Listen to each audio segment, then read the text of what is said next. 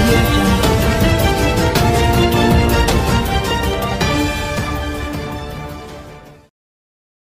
అప్పుడు కూడా నేను పోరాటం చేస్తుంది ముఖ్యమంత్రి చంద్రశేఖర్ రావు గారిని కూడా వారు ఉద్యమం నడుపుతున్నప్పుడు నేను అడిగింది, మీకు అన్యాయం జరిగి ఉండుంటే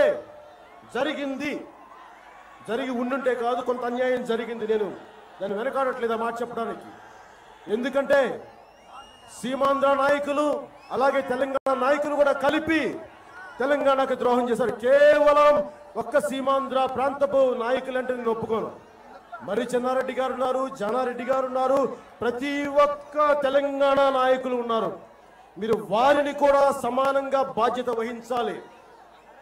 తెలంగాణకు జరిగిన అన్యాయానికి సీమాంధ్ర ప్రాంత నాయకుల తప్పు ఎంతుందో అప్పటి తెలంగాణ నాయకుల తప్పు కూడా అంతే ఉందనడానికి నేనే భయపడను, నేనే వెనకాడను, మాట వెనక్కి తీసుకోను. That is welcome, most welcome by. ఇప్పుడు రాలేదా నాకు అర్థం పేరేంది ఎన్ని పెట్టిన పార్టీలు వస్తుంది. పార్టీ పెట్టంటే పాండవ పెట్టుడానే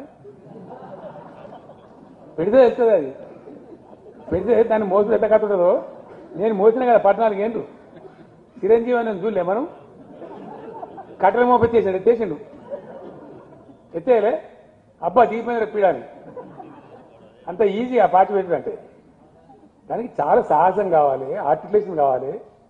ఇంకోటి చెప్తా బ్రదర్, మీరు నేను వ్యక్తులు పార్టీలు పెడితే నడవై.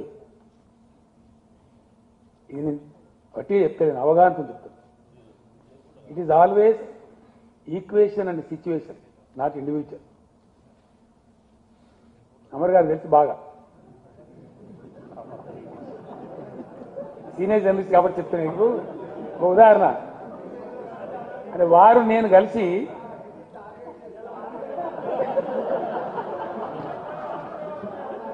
ఒక మాట చెప్తా. మీకు అందరికి బాగా తెలిసిన విషయం ఇది, నాకు కూడా బాగా తెలిసిన విషయం. కమ్యూనికేషన్స్ లేవు. మీరు వినాలి మాట, సీరియస్ చెప్తున్నాను, ఇట్స్ నాట్ ఎ జోక్.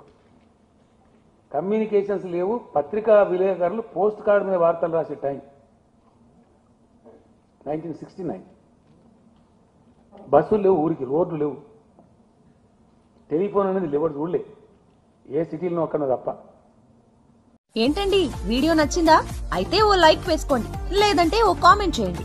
ఎప్పటికప్పుడు మా వీడియోస్ చూడాలంటే సబ్స్క్రైబ్ చేసుకోండి.